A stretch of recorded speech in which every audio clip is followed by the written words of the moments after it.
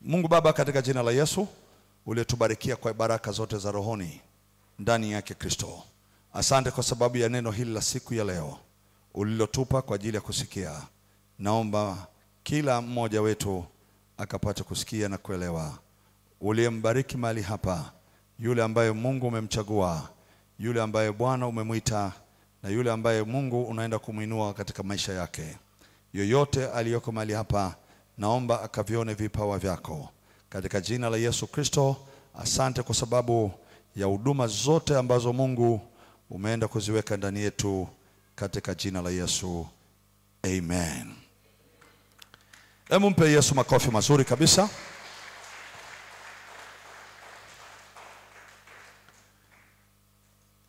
Kwanza kabisa naomba ufungue kitabu cha Samuel.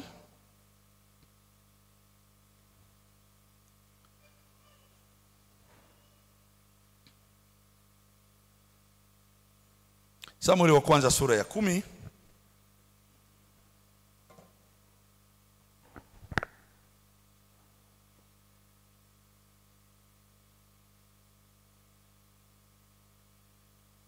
Nianze mstari wake wa kwanza. Sitachukua muda mrefu, lakini kwa sababu ya kukazia neno kwa wale wanaoenda kutiwa mafuta. Mstari wa kwanza unasema, ndipo Samuel akatoa kichupa cha mafuta, akayamimina kichwani pake, akambusu, akasema, je, Bwana hakukutia mafuta uwe mkuu juu ya watu wake Israel? Nawe utamiliki watu wa Bwana na kuokoa na mkono wa adui zao. Kisha hii itakuwa ishara kwako ya kwamba Bwana amekutia mafuta uwe mkuu juu ya urithi wake. Utakapoondoka kwangu leo, utakutana na wanaume wawili karibu na kaburi la Raheli katika mpaka wa Benjamini uko Selsa. Nao watakwambia, punda hao uliokwenda kuwatafuta wameonekana. Na tazama, baba yako ameacha kufikiri habari punda, anafikiri habari zenu, akisema, nifanye nini kwa ajili ya mwanangu? Kisha utakwenda mbele kutoka hapo, utafika kwa mwaloni wa Tabori, na hapo watu watatu watakutana nawe wanaokwea kumwendea Mungu huko Betheli. Mmoja anachukua wanambuzi watatu, na mwingine anachukua mikate mitatu, na mwingine anachukua kiriba cha divai. Nao watakusalimu na kukupa mikate miwili, nao itapokea mikononi mwao. Baada ya hayo utafika Gibea Mungu, hapo palipo na ngome ya Wafilisti. Kisha itakuwa utakapofika mjini, utakutana na kundi la manabii wakishuka kutoka mahali pa juu, wenye kinanda na tari na kinubi na filimbi mbele yao, nao watakuwa wakitabiri. Na roho ya Bwana itakujilia kwa nguvu, nao utatabiri pamoja nao, nao utageuzwa kuwa mtu mwingine. Bwana Yesu asifiwe. Nichukue maneno haya machache kwa wale wanaoenda kutiwa mafuta. Kutiwa mafuta hakumaanishi yale mafuta tutakayokuwekea tu. Ile ni ishara ya kawaida kwamba umetiwa mafuta. Haina maana kabisa kwenye ile chupa. Bwana Yesu asifiwe. Cha maana ni kile Mungu ambacho anakitia ndani yako, kitakachokwenda kutumika na wewe, kitakachokwenda kufanya mapenzi ya Mungu, kitakachokwenda kusababisha kusudi la Mungu maishani mwako litimie. Hilo ndio kusudi la mafuta. Mafuta sio yale tunayemimina mkononi. Hii tunayemimina mkononi ni picha mtu anatakiwa aone, lakini kikubwa sio hiyo. Kikubwa ni kile ambacho Mungu anakiweka ndani ya maisha yako. Sema amen, amen. Bwana Yesu asifiwe. Na sisi tutakwenda kusema haya kwamba angalia, Mungu ameenda kukuita. Amekuita, inawezekana kwenye mambo makubwa usiyoyajua. Hapa Sauli anatiwa mafuta. Mafuta anayetiwa Sauli anaambiwa maneno haya, Bwana anaenda kutia mafuta wewe ili iwe nini? Ili kuwaokoa watu wake, ili kufanya kazi ya kwenda kuwafanya wanaoonewa wasionewe, wanaoteswa katika hali fulani wasiteswe, wanaopigwa kwenye asili fulani wasipigwe tena. Bwana Yesu asifiwe. Sema amen, amen. Anakuambia uwe mtu mkuu, si kuwa mkuu kuwatawala watu, kuwafanya mali yako. Unakuwa mkuu katika ulimwengu wa roho, mkuu juu ya viumbe vyote vya rohoni, ambao ndio wanaosababisha watu wengine wanateseka na hawana uwezo wa kujitoa. Sio kuwa mkuu kwa kuwashikia fimbo, kuwapiga watu na kuwanyanyasa kwa sababu wewe ni mchungaji au ni mhubiri. Ni mkuu katika eneo Yesu aliyosema, tazama nimewapa mamlaka ya kukanyaga nyoka na nge na nguvu zote za yule adui, wala hakuna chochote kitakachowadhuru. Mungu anakutia mafuta, anakupeleka kwenye kiwango kingine katika ulimwengu wa roho, ili kukanyaga kazi zote za yule mwovu, ili wana wa Mungu wastarehe na kuweza kuishi maisha mazuri. Na hayo ndiyo mafuta ambayo natamani Mungu akutie leo. Utakapoondoka mahali hapa, uwe tena mtu ambaye ujue kuliangalia kundi lake. Anasema hivi, Bwana Yesu asifiwe, baada ya kutoka hapa ziko ishara zitakazoenda kuonekana kwako. Yako matukio, sipendi kuyachukua matukio ya Sauli kuyaleta kwako, lakini wacha Mungu akupe ya kwako. Kuna mambo yatakayoambatana na wewe, kama Yesu alisema katika kitabu cha Marko, na ishara hizi zitafuatana na hao waaminio. Naomba kuwepo na ishara zitakazotembea katika huduma yako. Huduma yako ikapata kufanya mambo fulani ambayo watu wengi watakapoona ile huduma wajue ya kwamba Mungu amekuchagua, Mungu amekuita na amekutia mafuta. Bwana Yesu asifiwe. Sema amen, amen. Anachukua mafuta haya, anawaambia utakutana na watu, na hao watu utakao kutana nao, anasema hao watu ni wanaume wawili. Hawa mmoja atakuwa, amesema watakuwa na vitu alivyo navyo. Katika mwaloni wa Tabori watu ni watatu, na hao watatu mmoja wanaenda Betheli, amechukua wanambuzi watatu, mwingine amechukua mikate mitatu, na mwingine amechukua kiriba cha divai. Hawa watatu, mmoja amechukua dhabihu ya kwenda kumtolea Mungu. Bwana Yesu asifiwe. Na hawa wanaenda Betheli kwenye nyumba ya Mungu. Wa pili anaonekana amebeba mikate, na watatu anaonekana amebeba divai. Nafurahia haya mambo matatu. Mungu anataka kwenda kufanya agano na wewe. Mungu anataka utoe mwili wako kwa sadaka na dhabihu kwa ajili ya wengine. Katumike kwenye agano hilo. Usiwe kama mfalme, uwe kama mtu wa kuwatumikia wengine. Bwana Yesu asifiwe. Na hawa watu watakusalimu alafu watakupa mkate. Maana yake hawa hawakuwa binadamu wa kawaida. Waliingia katika vazi la kibinadamu, wakaenda kwenye agano la meza ya Bwana pamoja nao. Na sisi tutaenda kwenye meza ya Bwana pamoja na ninyi siku ya leo. Bwana Yesu asifiwe. Haleluya. Kwa nini meza ya Bwana ni muhimu? Kwa nini hapa huyu anayetiwa mafuta anapelekwa kwenye meza ya Bwana? Ni kwa sababu kwenye meza ya Bwana kazi moja ni kubwa mno. Kwanza ni kufanya agano na wewe. Sema amen, amen. Mungu anaenda kufanya kazi na wewe maishani. Anaweka agano na wewe. Lakini lile agano la ile meza ya Bwana haliishi tu kwa agano. Utakumbuka wakati Israeli wanakwenda kukaribia kutoka Misri, Mungu alimwambia Musa, mwambie Farao awaachie watu wangu waende zao wakanitumikie. Na wakati wanakwenda kukaribia kutoka wana wa Israeli, ndio pale Mungu akasema, sasa waambie wana wa Israeli watatafuta mnyama wa kutoa sadaka. Watatafuta kondoo au mbuzi wa kutoa sadaka.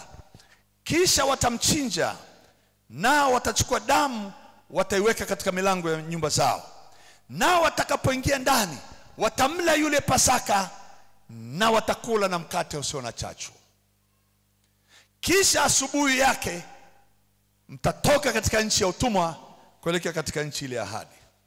Lakini kabla hawajatoka asubuhi, hapa ndipo mahali pangu napatazamaga sana. Kabla Israeli hajatoka ile asubuhi na mapema, hawajaondoka nchi ya Misri, Biblia inasema Mungu akapita katika nchi ya Misri usiku ule. Katika kitabu kile cha Kutoka sura ya 12. Naomba tukitazame. Naomba kitazame pamoja na mimi. Kutoka 12.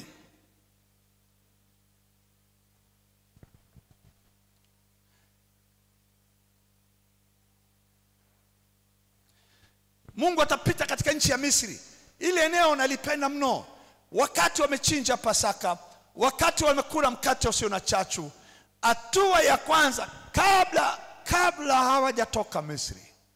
Maandiko yanasema hivi, mstari ule wa 12 na wa 13 unasema hivi: maana nitapita kati ya nchi ya Misri usiku huo.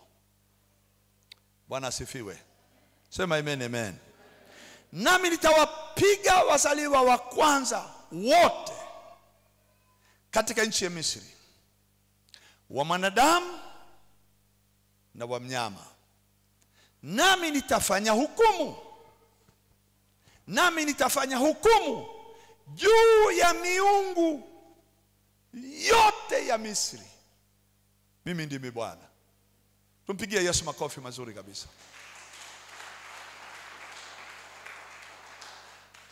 Mstari wa 13. Na ile damu itakuwa ishara kwenu katika zile nyumba mtakapokuwamo, nami nitakapoiona ile damu nitapita juu yenu, lisiwapate pigo lolote likawaharibu, nitakapoipiga nchi ya Misri. Na siku hii itakuwa ukumbusho kwenu, nanyi mtaifanya iwe sikukuu kwa Bwana. Mtaifanya iwe sikukuu katika vizazi vyote vyenu vyote kwa amri ya milele. Nafurahishwa na mstari wa 12, nitapiga. Mstari wa 13, ile damu itakuwa ishara, lisiwapate pigo lolote likawaharibu. Wakati huo Waisraeli hawakujua wanaenda kutoka vipi. Hawana picha namna gani Farao atawaachia. Ila ikuwa hivi, kabla hawajatoka Israeli, Misri inalazimu ipigwe. Miungu lazima ipigwe. Kila aina ya sadaka walizotumia za wanyama, viumbe vyovyote waliokuwa wakivitoa kama sacrifice, vilipigwa. Nimeongea mara nyingi maneno haya. Watoto waliokuwa wakizaliwa Misri, wazaliwa wa kwanza wa Wayahudi, hawakuwahi kufanyiwa kwa sababu hawakutakiwa kufanyiwa wao. Ila wa Misri, wasafiri na wapitaji, ukikutwa una mimba na ni mtoto wa kwanza, yule mtoto sio wa kwako, ni mali ya Farao. Na kisha kuwa wa Farao, akizaliwa anatolewa dhabihu za wanyama, dhabihu zinazotolewa na makuhani wenye miungu mbalimbali katika nchi ya Misri.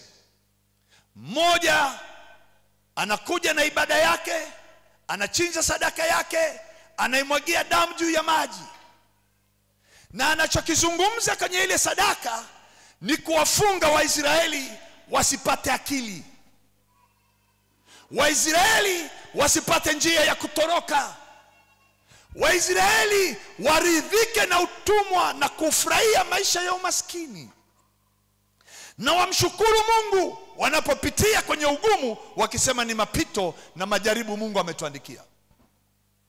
Na watoe na sadaka ya shukurani wakiwa wanapita kwenye mapito yao, waseme Mungu alilipitisha kwenye majaribu.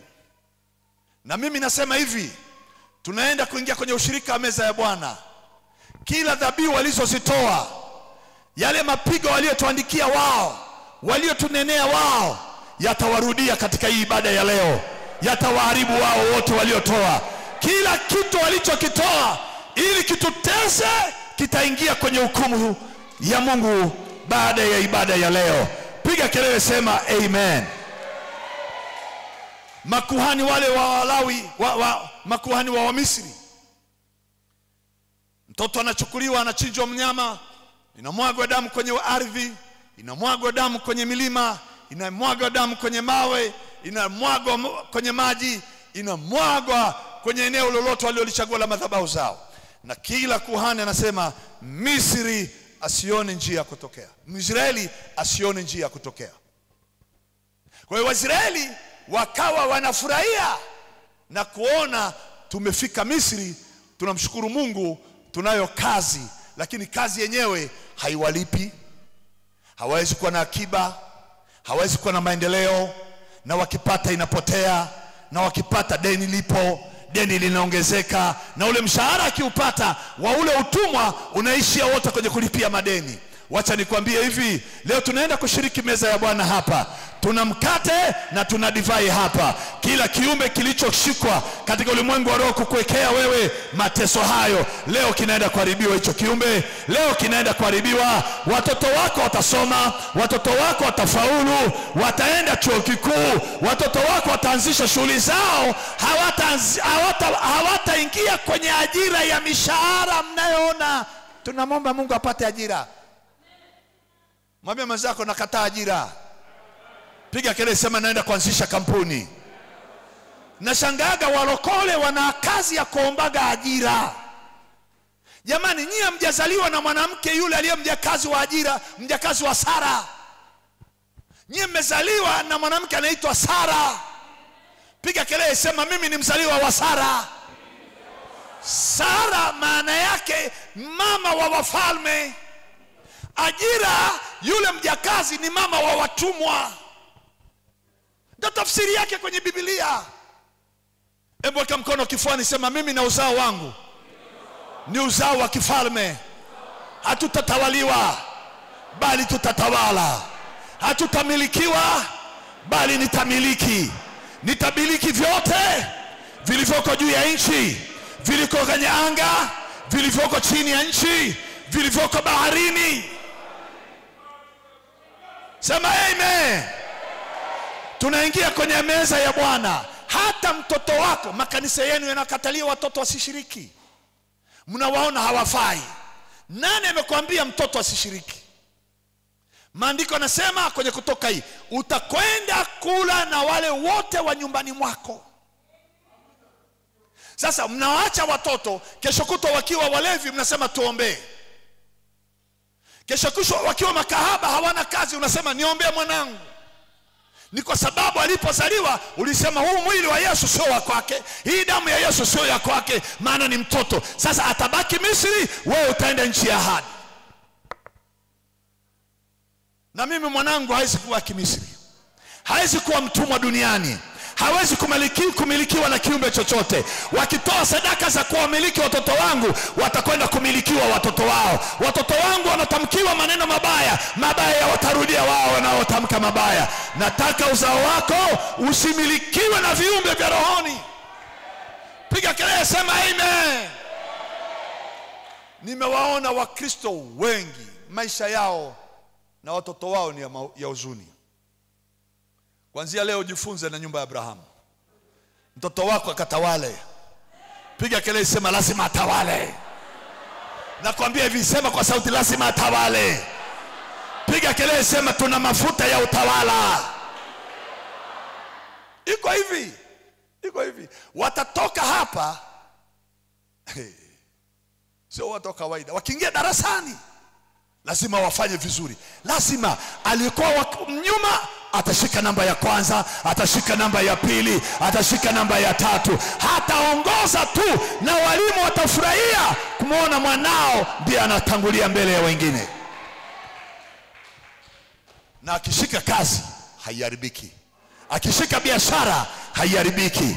Akifungua kampuni haiharibiki. Akifungua shamba haiharibiki. Akianza mifugo haiharibiki. Sema amen.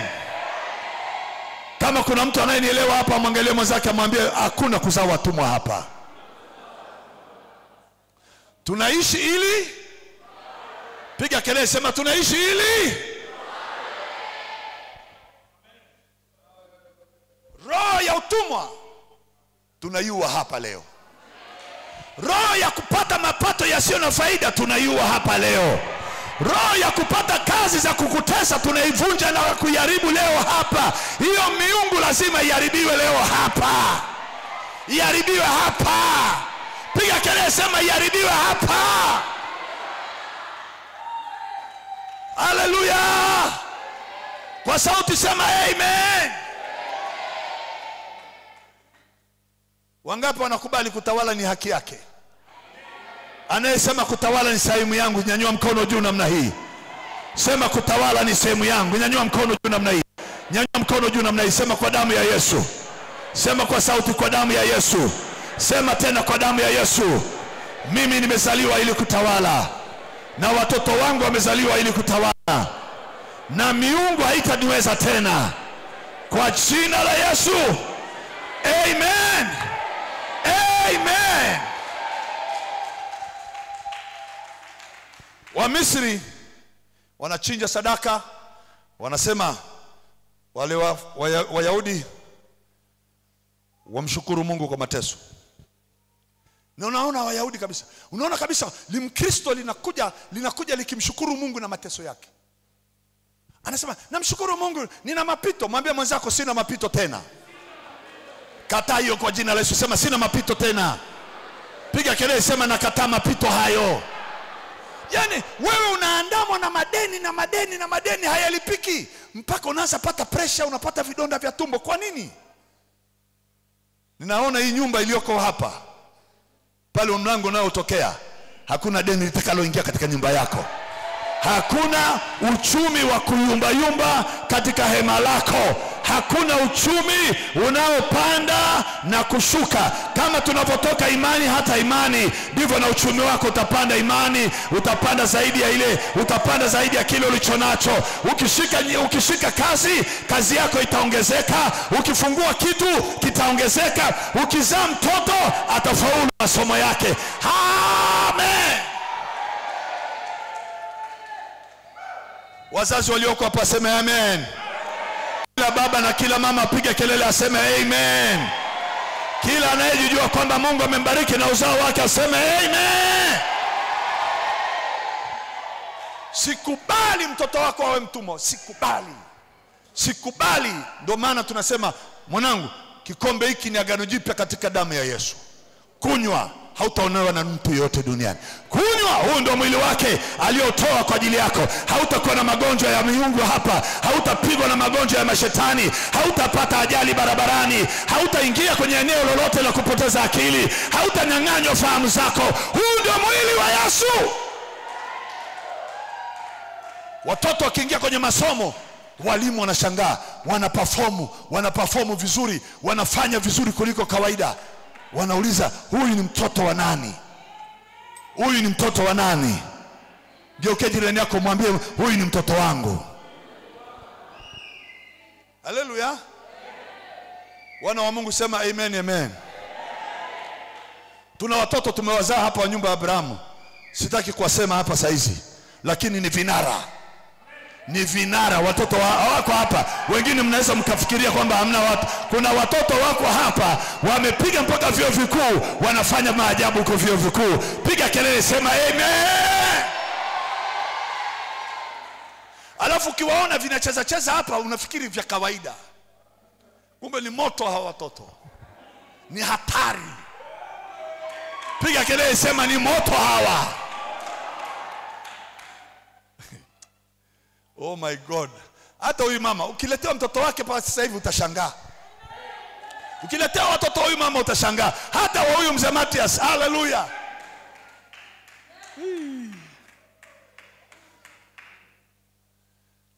Hatuna muda wa kuchukuaga ushuhuda tu. Lakini tukisema tuanze kuchukua ushuhuda za hao watoto walioko hapa, nyewe ambao ni wageni hapa mtashangaa. Sema amen, amen. Haleluya. Sema kwa sauti amen. Hebu sema kila uzao wangu ni uzao wa utawala. Wamezaliwa ili kutawala na kumiliki katika jina la Yesu. Amen. Anasema hivi, nitawahukumu wazaliwa wa Misri. Walikuwa hivi. Naomba nimalizie tuende kwenye ibada. Akishamwaga damu yule kuhani wa Misri, anachukua ngozi, anasokota nyembamba ndogo nyembamba, anamfungia yule mtoto wa Misri ile kamba kichwani ya ngozi. Inasokotewa hapa. Na kuhani wa pili naye anapoenda kuchinja, uchukua nyama, ule ngozi ya ule mnyama, uisokota, umfungia shingoni. Wa tatu naye sokota. Mtoto huyu mmoja anasokotewa ngozi 7 ya kufungwa kichwani, kama sio mnasema nini, ili Mwisraeli asiwe na ufahamu na kufikiri vizuri na kutoroka, asijue na kugeuka kuiona njia ya kutorokea. Yaani kuna watu hapa sitaki wawe katika hiyo hali. Piga kelele, sema kichwa changu hakitafungwa kwenye kufikiri kwangu, kupanga, kuamua na kutenda. Sintazuiliwa na aina yoyote ya miungu. Hawataharibu uwezo wangu wa kuwaza, kupanga na kutenda kwa jina la Yesu. Amen. Nataka nikwambie, wanaokungojea uaibike hautaibika tena. Maana sahihi hata kufikiri kwako kutabadilika. Lolote utakaloliwaza, na ingia kwenye kazi hii, hiyo kazi lazima itafanikiwa. Na ingia kwenye biashara hii, itafanikiwa. Sema amen. Shingo ni mahali pa kugeuza ili kutafuta njia ya kutokea. Nataka nikwambie, Mungu huyu wa Israeli hata ruhusu ushindwe kuona njia ya kutokea. Sema amen, amen. Ya 3 unafungwa kwenye mkono. Ya 4 anafungiwa kwenye kiuno. Ya 5 anafungiwa kwenye mguu. Ya 6 anafungiwa kwenye kidole cha mguu na kidole cha mkono 7. Miungu 7. Mkono wako utafanya kazi kwa bidii, lakini hautaona mapato. Kuna mtu amefunga mkono wako. Sasa meza ya Bwana. Haleluya. Hebu mwambie mwenzako, meza ya Bwana. Sema, mkuu wa meza yupo leo. Ongeza sauti, sema, mwenye damu yupo leo, na mwenye mwili wake yupo leo. Anaenda kwa maadui zangu kwanza, ili kuwaharibu wao walioweka agano mimi niteseke duniani. Na kuanzia leo wanaharibiwa wote. Amen. Piga kelele, sema amen. Kabla Israeli haijatoka asubuhi, nyumba zote za Wamisri vilio. Sehemu zote zenye miungu vilio. Sehemu zote za wanyama vilio. Ukisoma Biblia utagundua hata mbwa wa Misri walipokuwa wakimwona Mwisraeli anapita, wanalia, wana hasira, mpaka mate yanawatoka kwa anapita Mwisraeli hapa. Atanyang'anya chakula changu, atachukua makombo yangu, ataingia kwenye pipa langu. Kwa hiyo mbwa wanamjua Mwisraeli, wanabweka usiku na mchana. Si kwamba wanamlinda Misri, wanatetea riziki yao. Wow. Utajua ni mkali, kumbe sio mkali, anapigania chakula chake. Mwisraeli asija kaokota makombo yaliyoanguka kwa Misri. Siku ile Israeli wamefanya Pasaka. Haleluya. Mbwa wote, maandiko sio mimi nasema, maandiko nasema hata mbwa nao siku hiyo hawakubweka, walipiga vile vilio.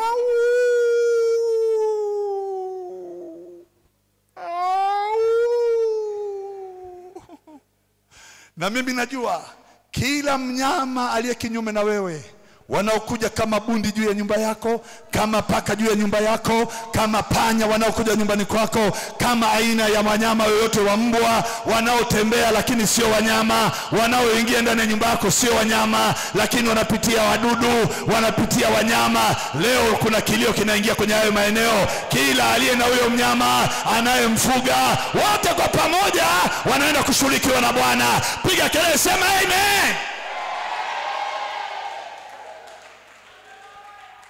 Anasema tena, na miungu yote walishughulikiwa. Nikisema miungu, jamani, ninazungumza miungu, sio mapepo. Ni aina ya malaika walioasi na Lucifer, waliabudiwa na wanadamu, na waliwapa wanadamu nguvu za kumiliki Waisraeli. Hawa viumbe hawa wana uwezo wa kuwa na miili mbalimbali. Wanaweza wakavaa mwili wa mnyama, wakavaa mwili wa mtu, wakavaa mwili wa chochote. Ukisoma maandiko utakuta kuna baadhi, Ezekiel alisema nami nikaona mtu amekuja mbele yangu, lakini sura yake kama sura ya simba, au sura yake kama sura ya ng'ombe, au sura kama sura ya chui. Wanaonekana, wana sura, wana maumbo.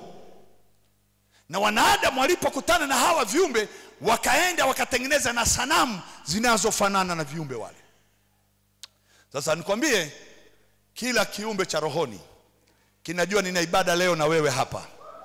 Tunaenda kuwatia watu mafuta hapa, lakini vile vile tunaenda kushiriki na mkate na divai ya damu na mwili wa Yesu. Leo hii wanajua hawatabaki salama. Mpigie Yesu makofi mazuri sana.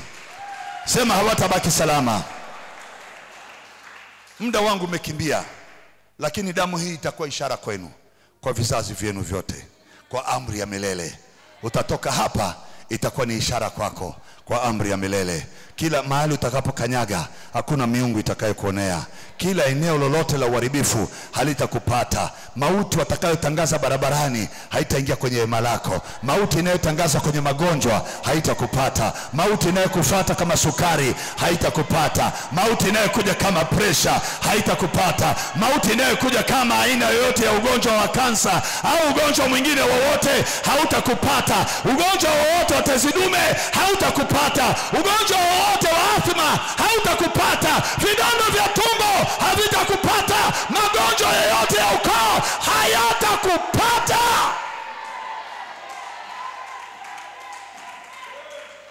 Ili pigo ni pigo la maadui zako.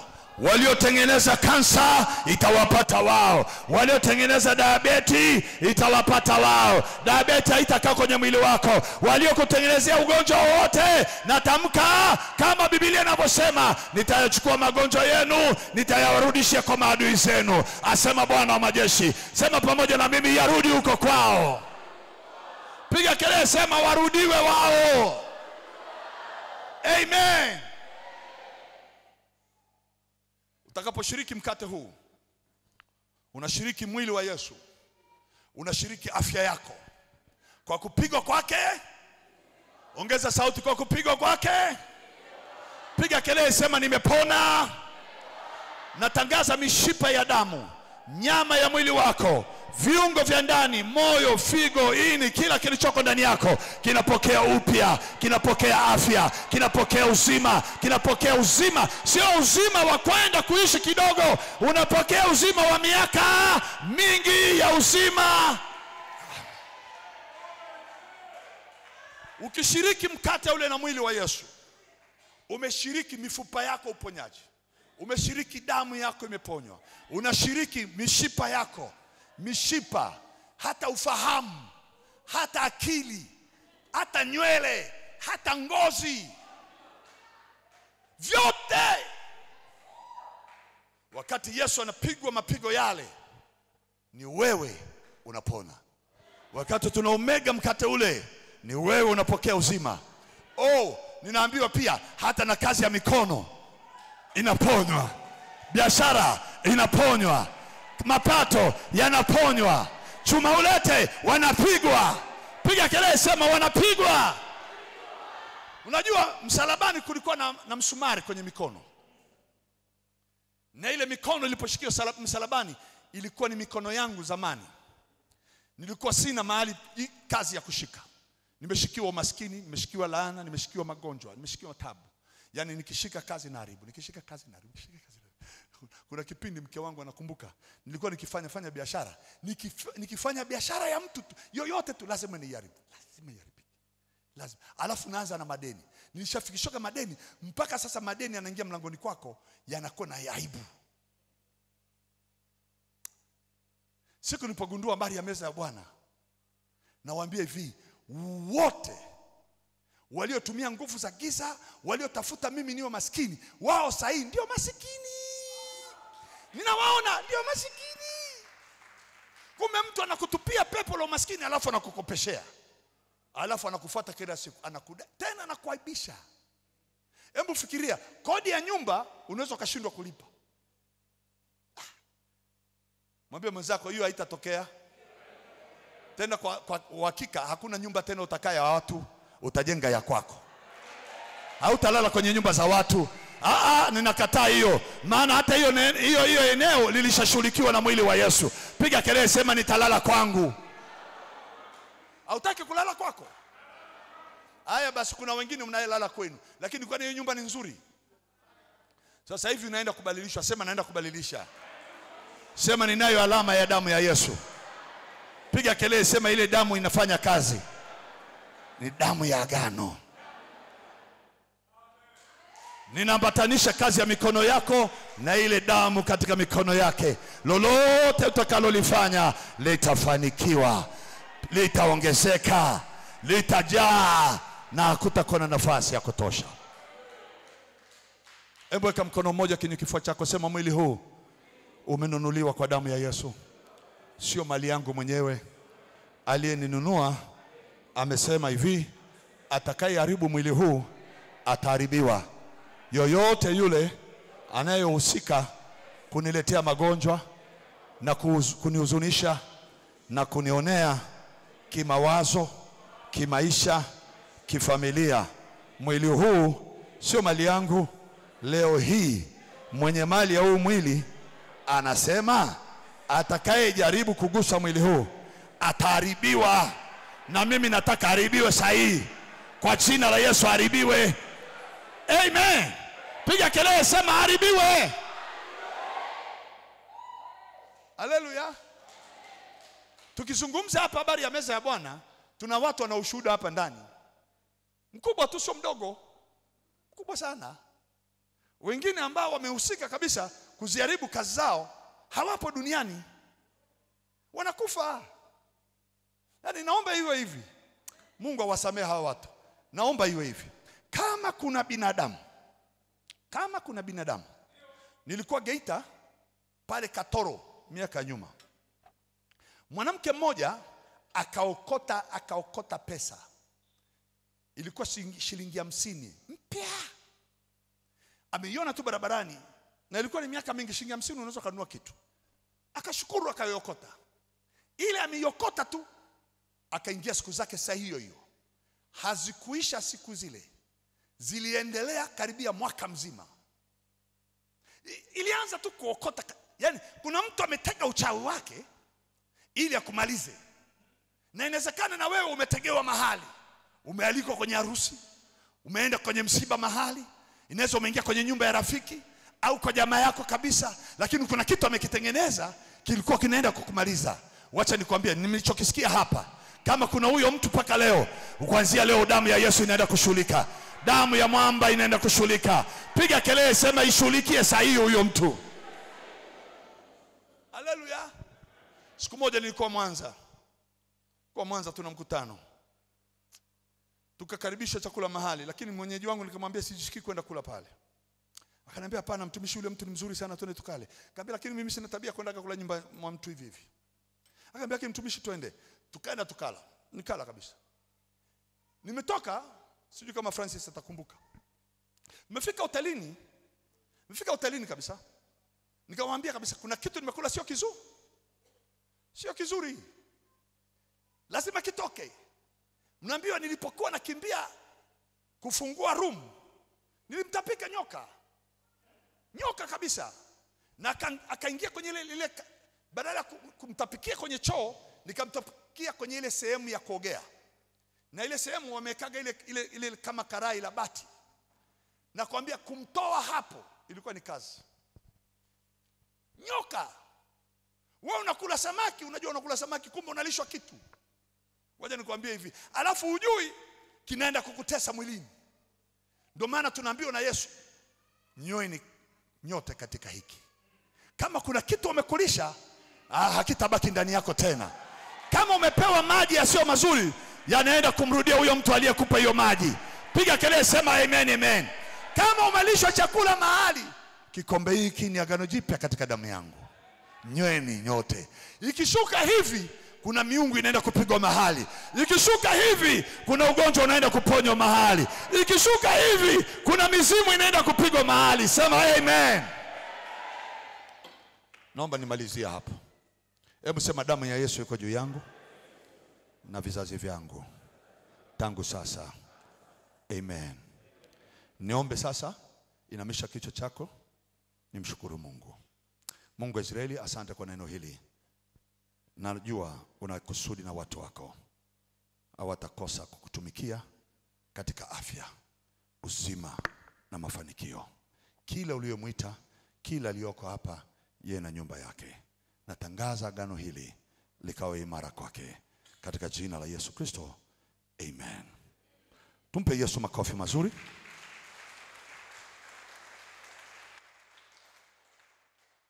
Wacha niseme nifikie mwisho.